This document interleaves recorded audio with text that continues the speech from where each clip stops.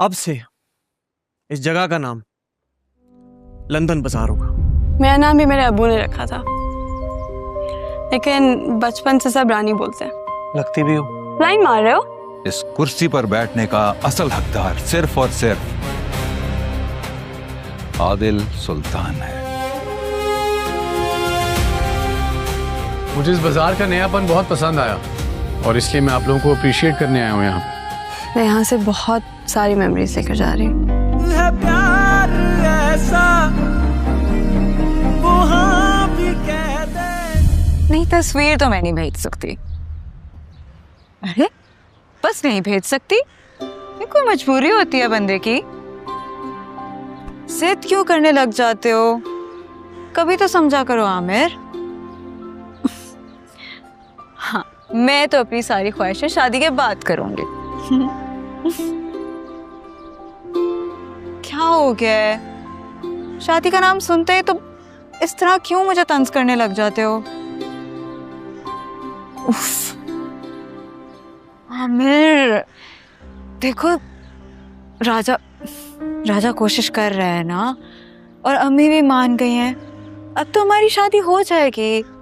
अब अरे नहीं ना, नहीं सुनो तो आमिर प्लीज।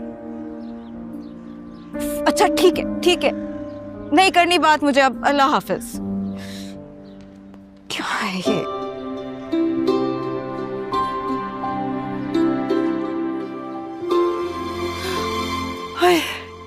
क्या बावली हो गई है? चुड़ैल बन के घूम रही है घर में। कोई वक्त होता है भाई इन चीजों का। अभी तो चुड़ैल बनकर घूम रही हो ना। 2-4 साल मेरी और शादी ना हुई ना तो भूत बनकर फिरूंगी इसी घर में हमेशा हमेशा के लिए। बेशरम, बेहया, अपने मुंह से अपना बर मांग रही है। शर्म नहीं आती? कैसी लड़की है ये? ना हक मांग रही हूँ मैं तो अम्मी, आपके कानों पे लेकिन जूं तक नहीं रेंगती, और यहाँ मेरे कान पक गए हैं उसका तान सुन सुनकर। 10 मिनट ऊपर हो गए, जा रही हूँ मैं, वरना असल में चुड़ैल बनकर फिरूंगी। फिर आप खुश रहना। हाँ, धो दे मुंह जल्दी से। क्या हो गया इस लड़की को?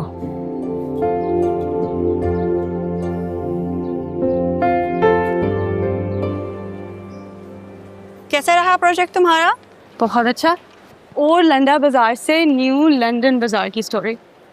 ये लंडा बाजार लंदन बाजार कब हुआ? अभी तुम्हें पता है, Raja has changed everything about that place. Sounds interesting. फिर तो देखना पड़ेगा क्या चेंज किया है राजा ने। तुम्हें पता है, I love spending time with दोस्त। मैं जब भी उनसे मिलती हूँ ना, वो लोग 1 मिनट लड़ रहे होते हैं, अगले मिनट ठीक हो जाते हैं।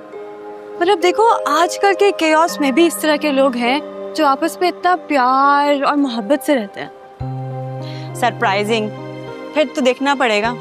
अभी क्लास के लेट हो रहे हैं, चलें? चलो यार। कौन सी क्लास है? यार सरस्वत की क्लास है।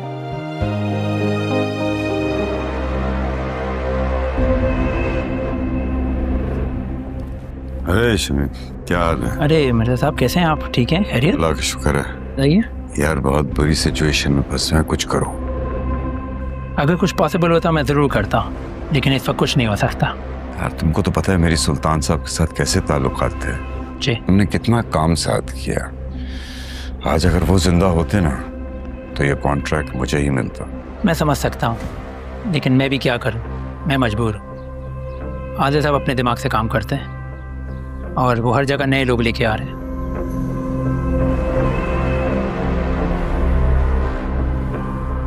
मेरी बेटी की बर्थडे है, तुम किसी तरह आदिल साहब को वहां ले आओ, बाकी काम मैं खुद संभाल लूंगा। ये हो सकता है। मैं तुम्हें इनविटेशन भिजवाता हूँ। ठीक है, मैं देखता हूँ सर। श्योर।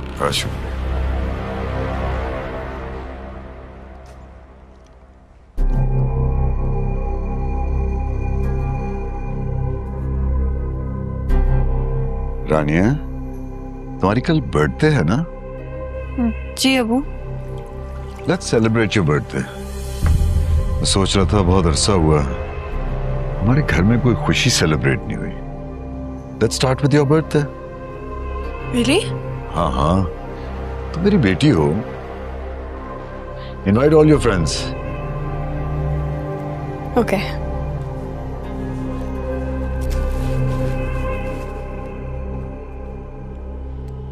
तो अब हम रानिया का बर्थडे सेलिब्रेट करें। वाओ बाबा, what an amazing surprise. Iman बेटा, मेरे लिए और मुश्किल मत करो ये। बाबा, आपकी बेटी मैं हूँ, वो नहीं। और मेरा बर्थडे आपने कितने अच्छे से सेलिब्रेट किया था। I remember, home bake cake और 4 लोग। शी इज राइट डैड, हम ऑलरेडी कर्ज में और आप बर्थडे पार्टी दे रहे हैं। तुम दोनों मेरी बात गौर से सुनो। हम लोग डूब रहे हैं ये सिर्फ हमें पता है। अगर बाहर वालों को ये बात पता लग जाए ना तो बोटियां नोच के खा ले। अब सबको इनवाइट करना है। और ईमान बेटा, इस वक्त हम क्राइसिस में हैं। Let me get out of it. तुम्हारी बर्थडे हमारी फेवरेट कंट्री में मनाएंगे। क्या? पक्का? पक्का।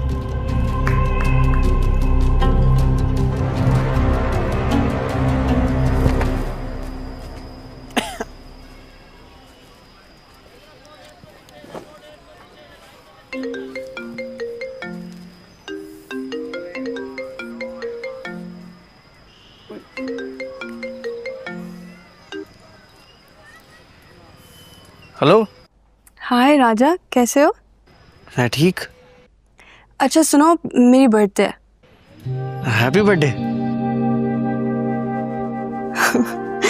विश से काम नहीं चलेगा, आके गिफ्ट देना पड़ेगा।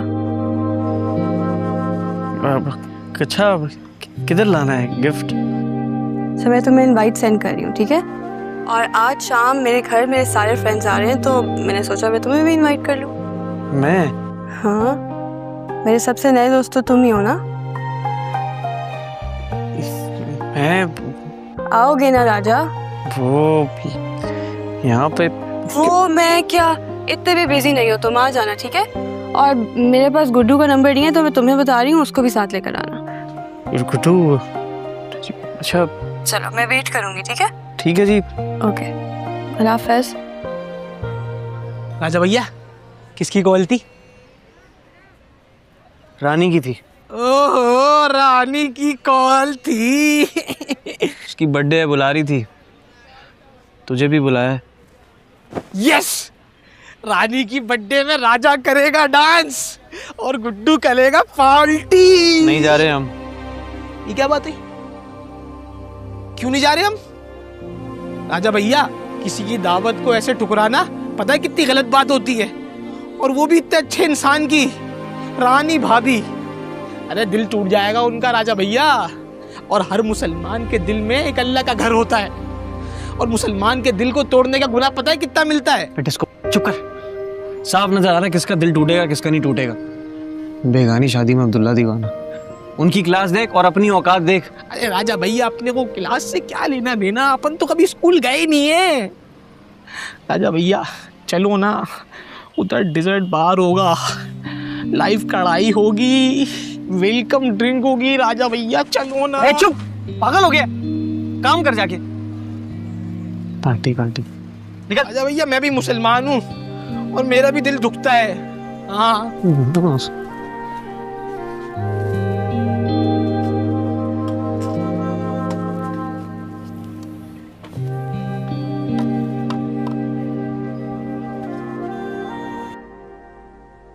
सर, जो आपने कल लंडा बाजार जाने का डिसीजन लिया था वो बिल्कुल दुरुस्त साबित हुआ है। कल से आप खबरों और सोशल मीडिया पर ट्रेंड कर रहे हैं। सर, आज एक दावत है। मिर्ज़ा हमारा पुराना मेंबर है, सुल्तान साहब के साथ भी उसने काफ़ी काम किया है। अगर आज आप फ्री हैं तो हम चक्कर लगा के आ जाते हैं वहाँ से। मिर्ज़ा? जी, मुनव्वर मिर्ज़ा। रानिया मिर्ज़ा उनकी बेटी हैं और आज उनकी बर्थडे है।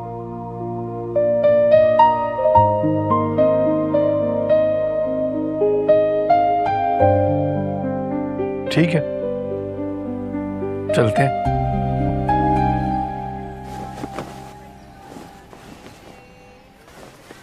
राजा भैया, ये टी शर्ट मेरे को डिफॉल्टेड लग रही है, चेक करो रखूं या नहीं। छोड़ दे यार। अबे राजा भैया ये क्या मिला है? खजाना। राजा भैया ये तो बिकेगा। क्या कहते हो? अबे रानी का ये जाहिल। रानी का है? हाँ। राजा भैया अब तो कुदरत भी इशारे दे रही है, बुल्ली बड्डे में जाना चाहिए। अबे गुड्डू कपड़े भी नहीं है यार, इस हालत में ये बेढंगे कपड़े पहन के जाएंगे। तो राजा भैया मेरे से बोलो ना, कल एक लाट गिरी है 30 सूट की, सारे बिक गए, एक बचा है, तुम पहन लेना।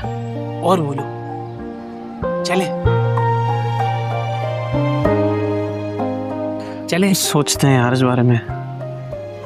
कभी तो सही शक्ल बना लिया करो राजा भैया, अभी भी सोचते हैं।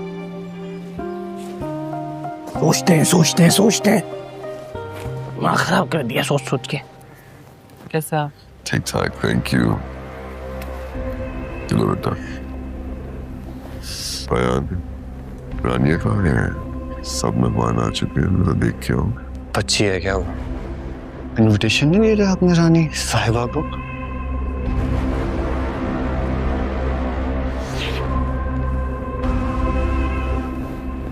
जाओ जरा देख के आओ।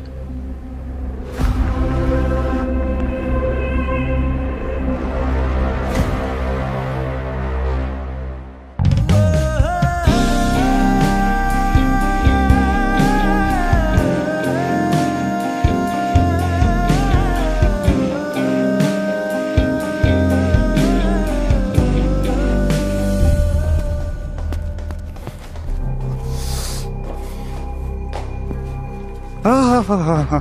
चलें, मेहमान इंतजार कर रहे हैं। साजिदा का पता है कहाँ है? मेरा नेकलेस ही मिल रहा। मुझे कैसे पता होगा? अम्मी का नेकलेस है, गुम नहीं सकता। चलिए मैडम, लोग आए। अच्छा आ रही हूँ। अम्मी का नेकलेस है।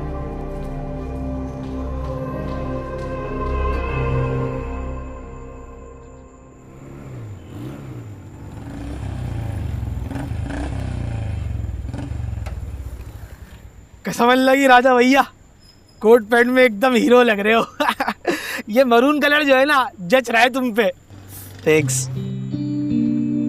वो हीरो, बाइक साइड पे लगा। राजा भैया ऐसे पीछे ले लो, पीछे ले लो। रिवर्स में ले ले, आजा। राजा भैया गढ़ तो बड़ा शानदार है, अंदर लोग भी बड़े शानदार हैं। हाँ भाई, कहाँ? दावत है ना अंदर। कैसी दावत? हमारी दावत। यार अंदर पार्टी हो रही है ना, हमें बुलाया, उसमें अंदर जाना है। तुम्हें भी किसी ने बुलाया क्या? ये बात कर रहा है यार। ओए शोएब, ओए इधर इधर। अरे राजा भैया, बिट्टू कैसा है? ठीक है। क्या आप सुनाई? जानता हूँ मैंने, आने दे। हो गया। साव तो सही, बेहतर है। सना भाभी कैसी हैं? ये मिला। राजा भैया मलिक जल्दी को लग रहा था थोड़ा, लेकिन राजा भैया वेटरी काहे को कर रहा है? इसने तो अपने को कहा था केटरिंग का बिजनेस है इसका। अबे कपड़े मेरे जैसे क्यों पहना हुआ था? मैं राजा भैया रो रहा था बेचारा, फ्लैट आई हुई थी, मैंने एक पीस दे दिया था, ये हुआ था। एक पीस। राजा भैया हीरो अभी भी तुम ही लग रहे हो, मानो ना मानो। रानी भाभी को देखते ना, रानी भाभी को। का है?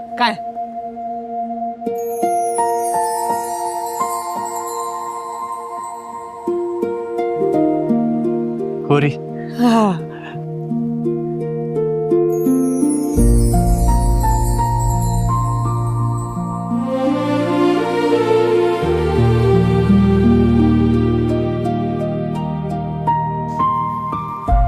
राजा गुड्डू आ गए तुम लोग?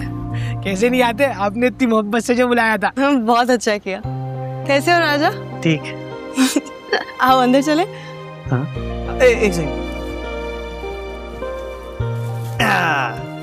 Happy birthday. Thank you Raja, क्या जरूरत थी, मजाक कर रही थी मैं। देखा, मैंने कहा था ना, खामा खाई 1500 रुपए जाया किए।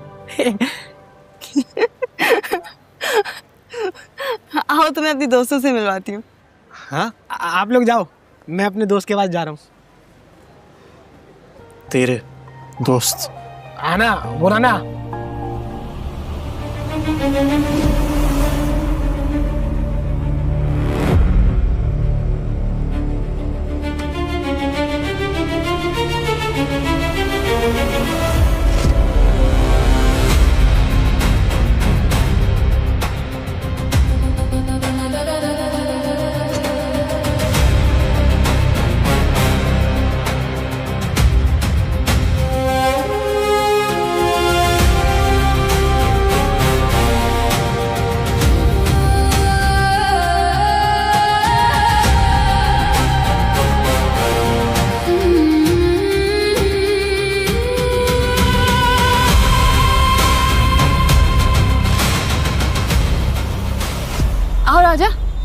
अच्छा guys, this is Raja. Raja, meet my friends. Hello good night Oh, the thrift market fellow. Yeah. अच्छा guys, Raja is very good at writing poetry. हमें भी कुछ सुना दे। जी क्या? शायरी की बात कर रहे हैं राजा। शायरी तो बस वो शौक के तहत करते हैं। चलो राजा, हमें कुछ सुनाओ। अभी? अच्छा, तैयारी नहीं की भी, लेकिन चलें, कोई नहीं, आपके लिए।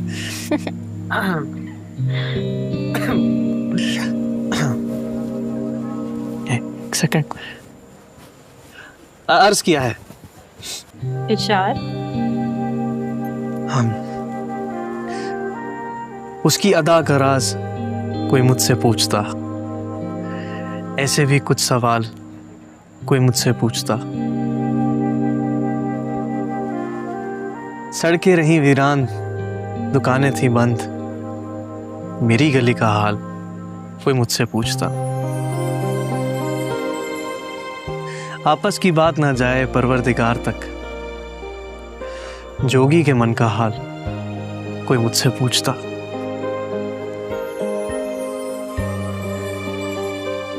चेहरा ही बना देंगे तेरा यारे नज़्म दिल,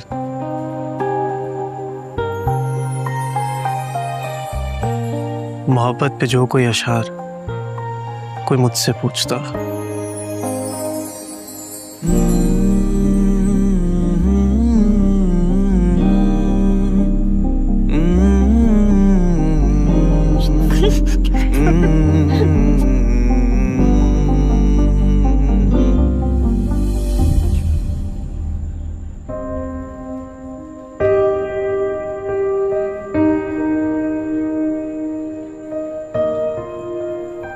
राजा, राजा रुको, क्या हुआ?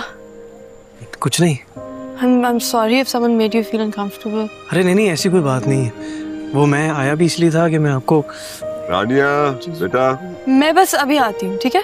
ये रह गई थी तो बस वो।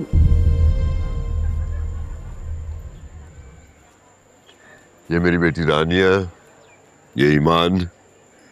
रेहान से पहले आप मिल चुके। Happy birthday, Rania. I hope the library at your college is fixed now. Yes, thank you. Thank you for keeping your promise. My pleasure. तुम लोग एक दूसरे को पहले से जानते हो। चले अंदर बैठ के बात करते हैं। चलो प्लीज प्लीज।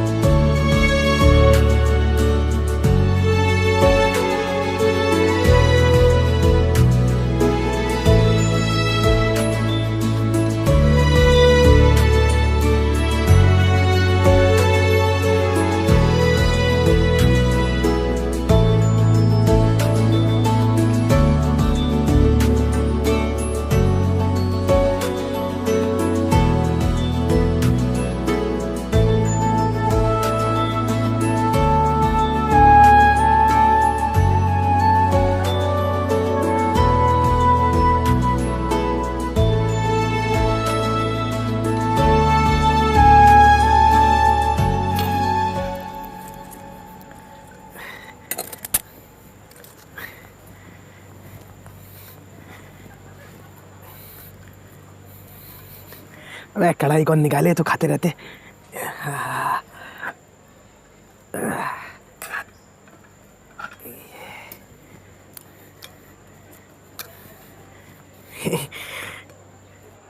अबे राजा भैया, क्या क्या है खाने में? फिश है, प्रॉन है, चौमीन है। मैं तो कह रहा हूँ तुम भी जाके मछली बन लो। बाहर मार्केट में 250 किलो चल रही है। 1 किलो भी लपेट गए ना, 2 गिफ्ट बाहर आ जाएंगे। यार दिल घबरा रहा है गुड्डू। मैं काम करता हूँ, उसे चेन दे के निकलते हैं ना यार। राजा भैया खाना तो खा लो। यार खाना तो खाते ही रहेंगे। राजा भैया तुम एक काम करो, रानी भाभी के पास जाओ, देखो ना कहाँ पर है। वो देखो, वो रही। चल मैं आया। हाँ।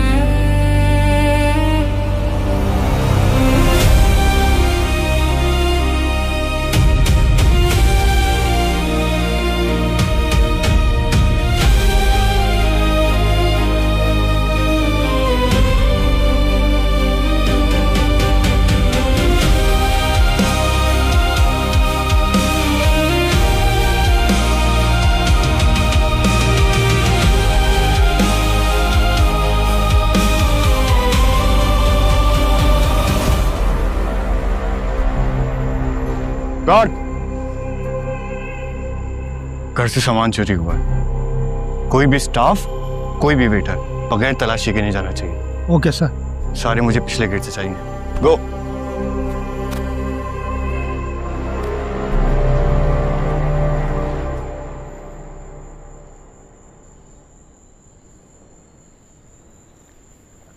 राजा भाई, कसम अल्लाह की, मेरे को तुम्हारे मुस्तकबिल पे रश्क हो रहा है। पूछो क्यों? पूछो ना। क्यों? कश्मीरी चाय में चाय कम, पिस्ते ज्यादा है। यार रानी किधर है समझ नहीं आ रहा, पता नहीं किधर मसरूफ है। अब उसको चेन भी वापस करनी है। राजा भाई वापस बाद में कर देंगे ना, इस बहाने मिलने का मौका भी मिल जाएगा। भी निकलते हैं। चल फिर आजा।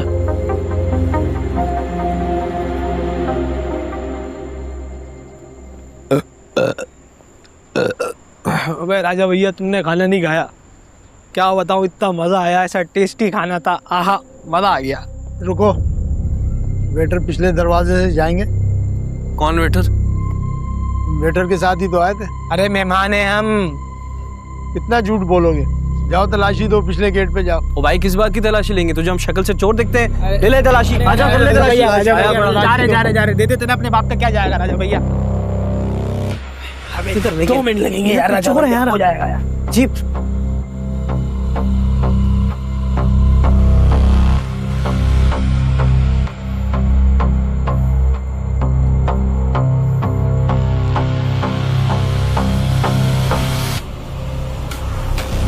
हाँ भाई, हीरो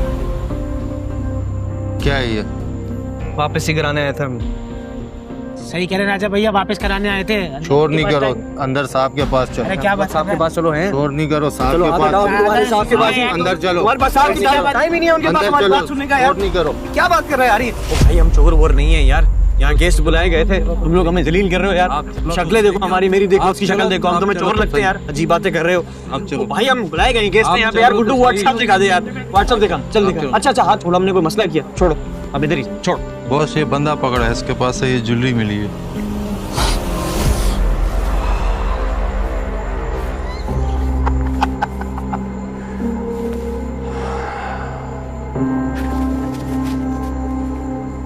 भाई अच्छे घराने से ताल्लुक है हमारा, चोर वोर नहीं है हम।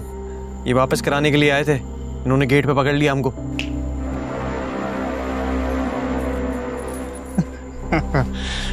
हर चोर चोरी से पहले क्या कहता? मैंने चोरी नहीं की, मैंने चोरी नहीं की। अबे साले, जब पकड़े ही जाना होता है तो चोरी करते क्यों? साले चोर! राजा भैया छोड़ दो इसे। राजा भैया प्लीज छोड़ दो। राजा भैया, रानी बाजी का सोचो, रानी बाजी के खातिर। राजा भैया, मैं चोर नहीं हूँ।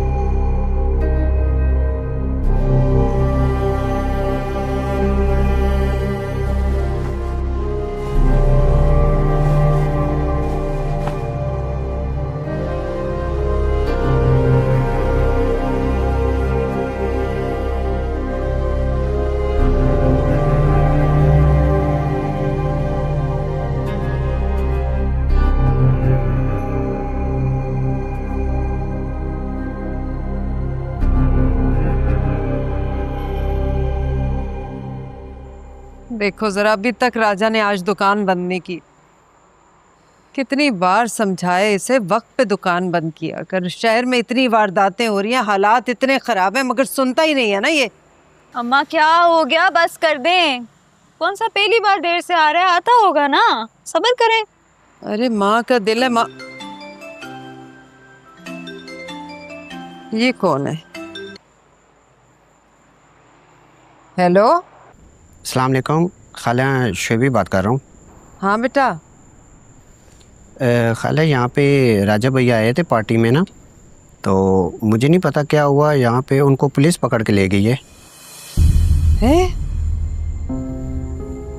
कब कहाँ है वो, कौन से थाने में? क्या हो गया? पता नहीं किस थाने में ले गई है, मुझे नहीं पता।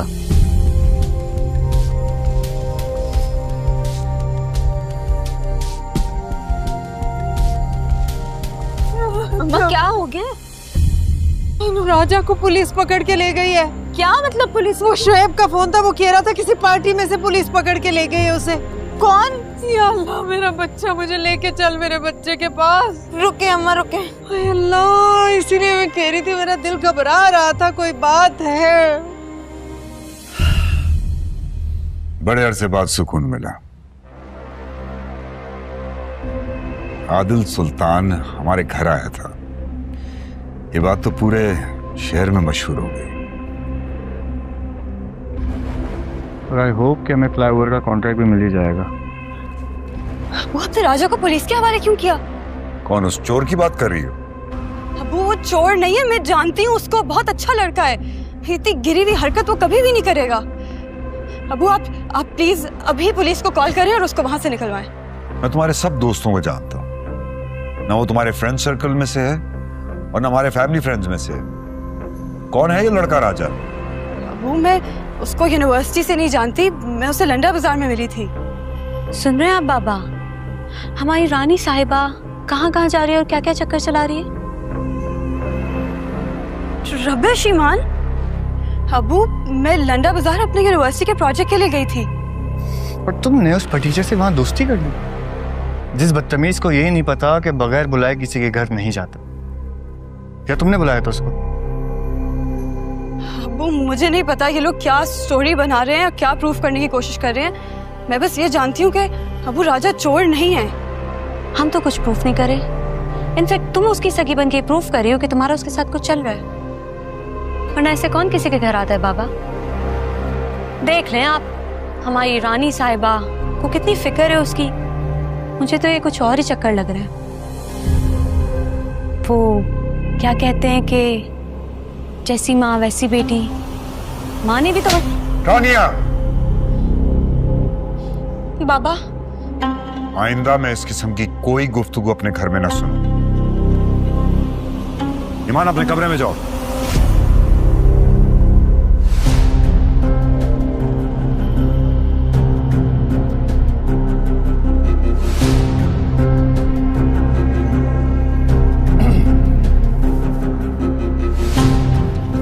किसी और की दुल्हन तुम बन जाना है सिंड्रेला।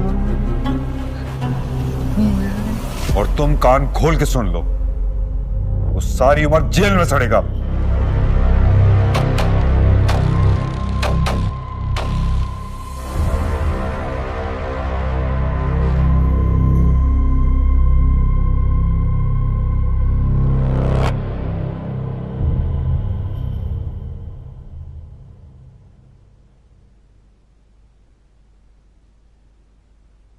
हेलो हेलो, इंट्रो भाई, इंट्रो तो दो। भाई साहब तनवीर, मैं हैकर हूँ। और तुम कौन हो? डाकू हो, कातिल हो या चोर?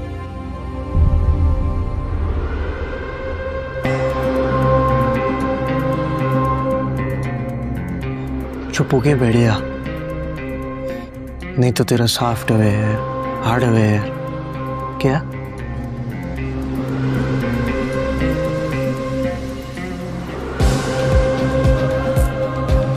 Motherboard.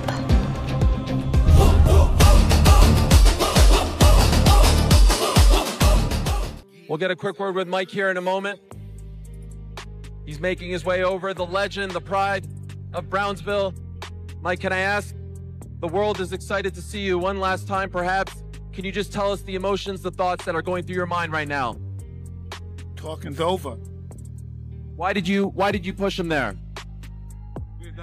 All right, that's it. I don't want to play with me. I don't play no motherfucking face. I'll put you on. I know. You got you up there. Play no motherfucking games.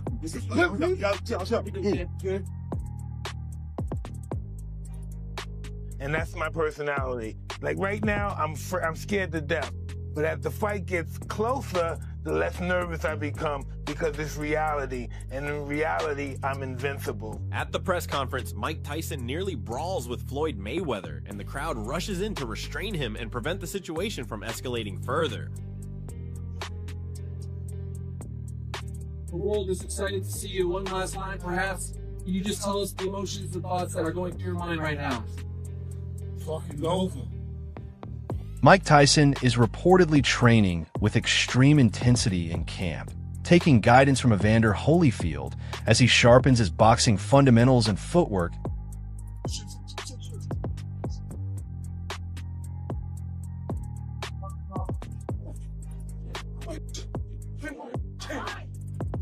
In training camp, Mike is fully implementing Evander Holyfield's advice with strong determination. Worry about that. This is easy. This is what I do.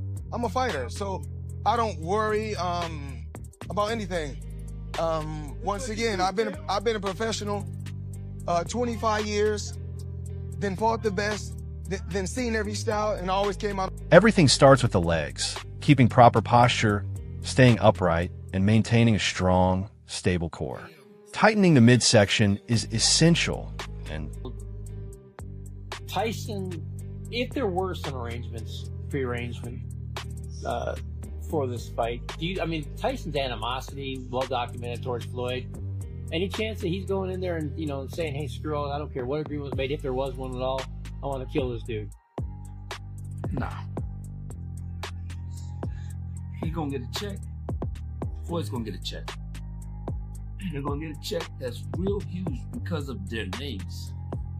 So nobody's finna them. Mike Tyson trains relentlessly in camp, committing fully to every drill with sharp focus on precision. Was just never the fly, slick black fighter. It was just very serious, and it was just very hard and mean.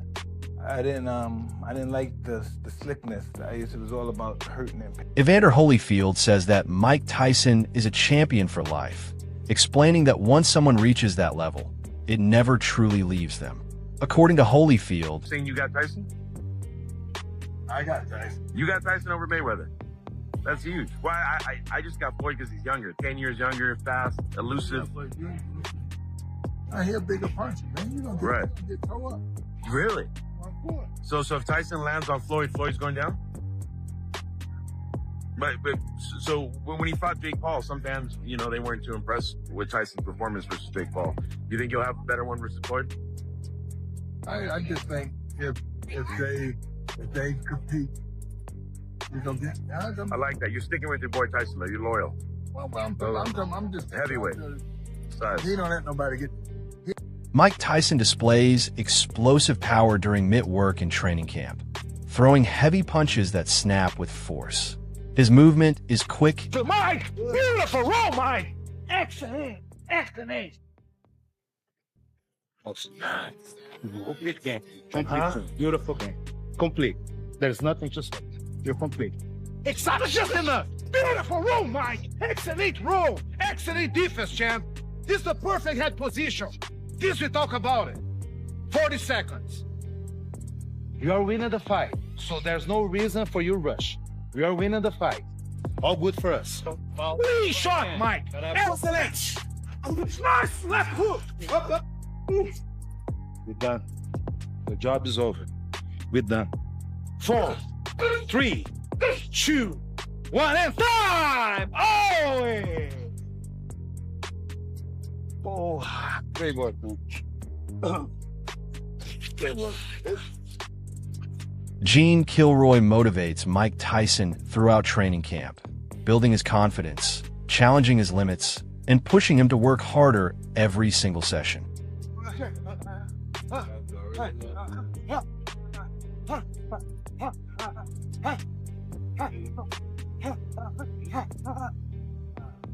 Good girl. Slide and drop.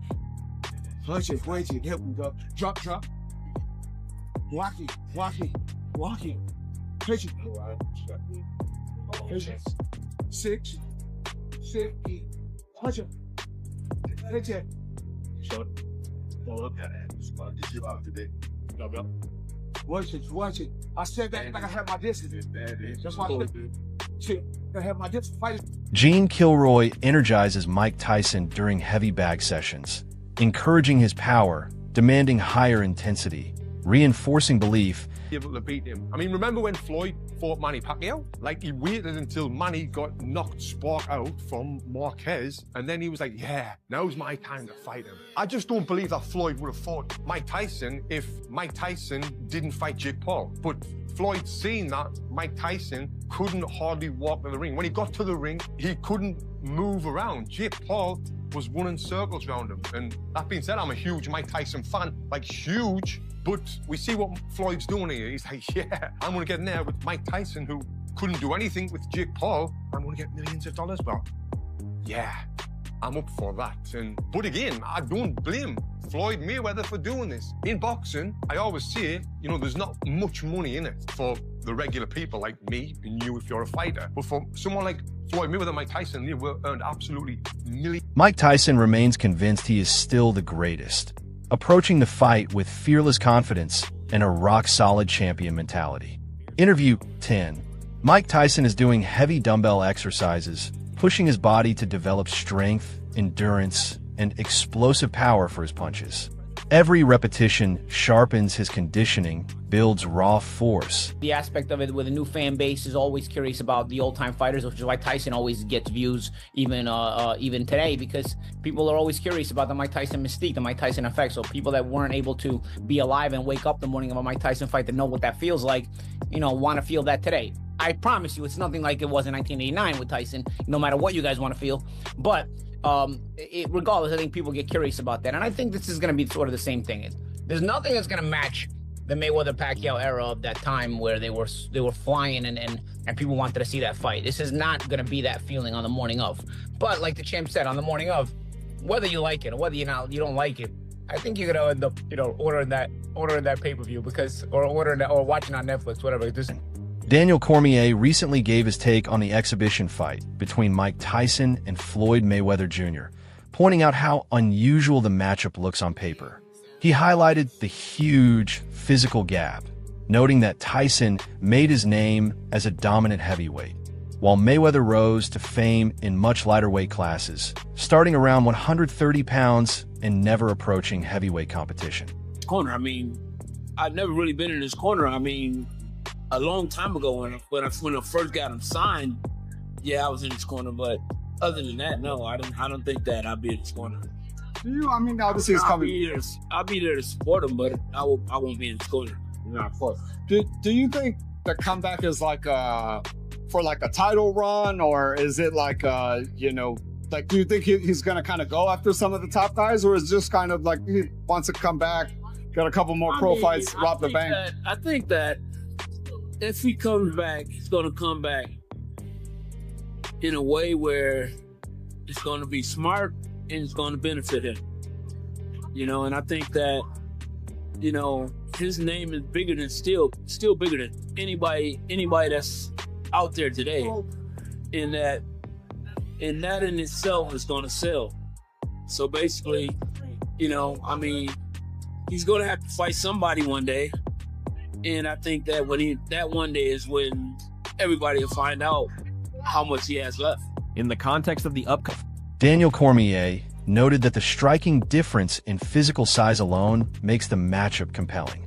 He explained that it's fascinating because it contrasts raw heavyweight power with refined technical skill. Tyson built his reputation overwhelming opponents with sheer force, while Mayweather crafted a legacy through precision, timing, and defensive mastery. Cormier emphasized that their careers unfolded under very different circumstances, shaped by distinct eras and contrasting styles.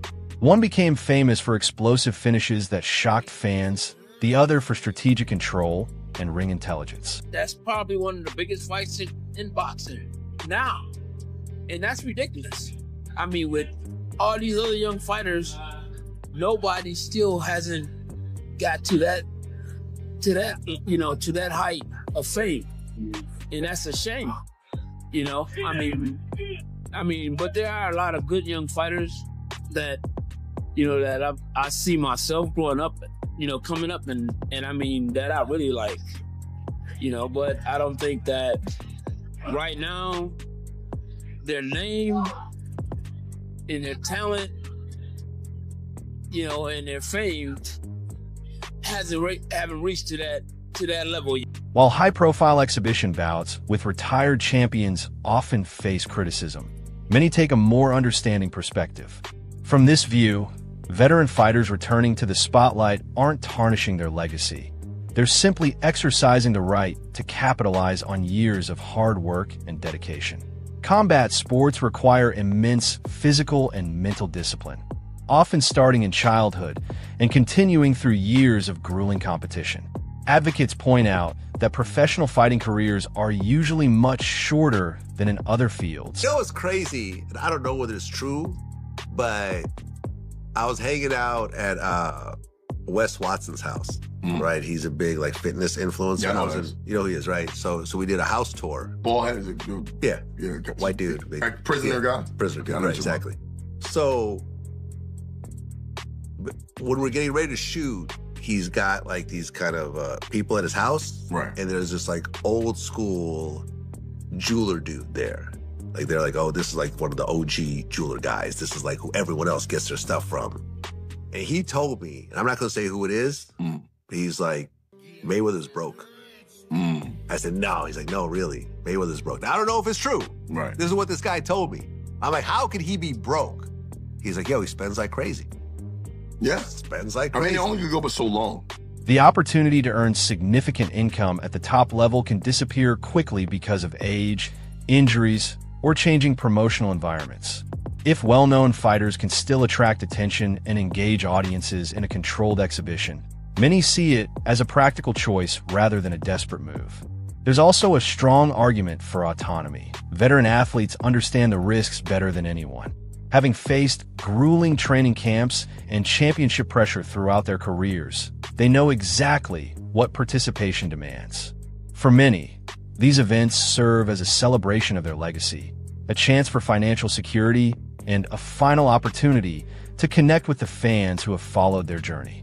Your investments would continue to grow. Right. As long as you keep your spending under wraps. Like right now, I could retire right now. This could be my last interview ever. Right.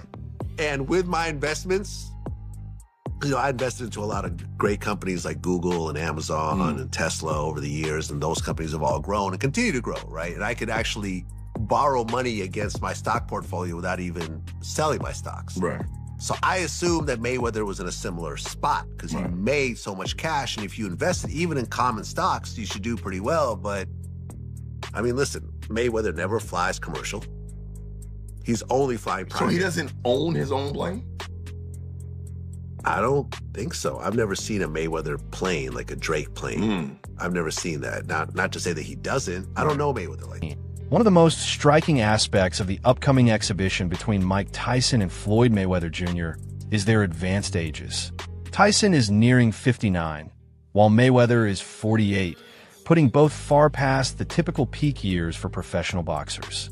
In a sport where reflexes, endurance, and recovery are crucial, age becomes an unavoidable factor. This.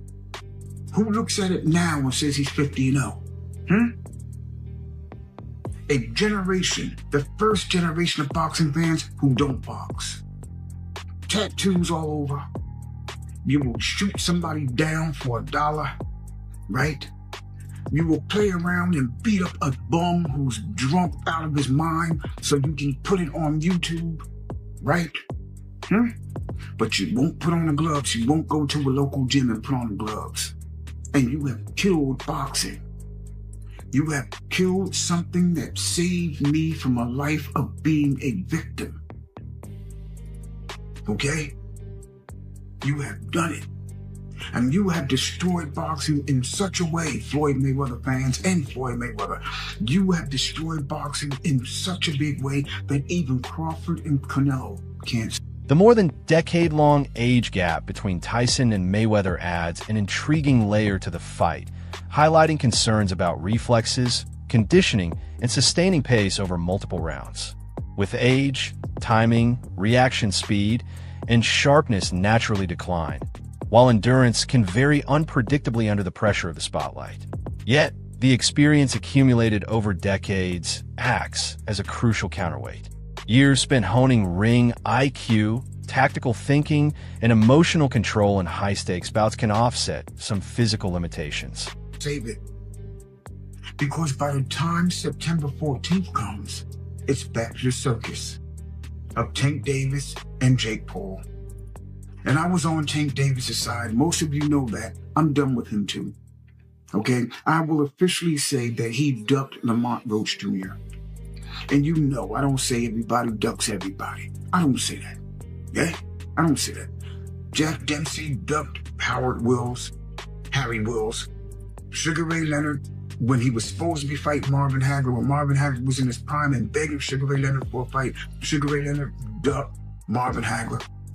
Floyd Mayweather Jr. ducked.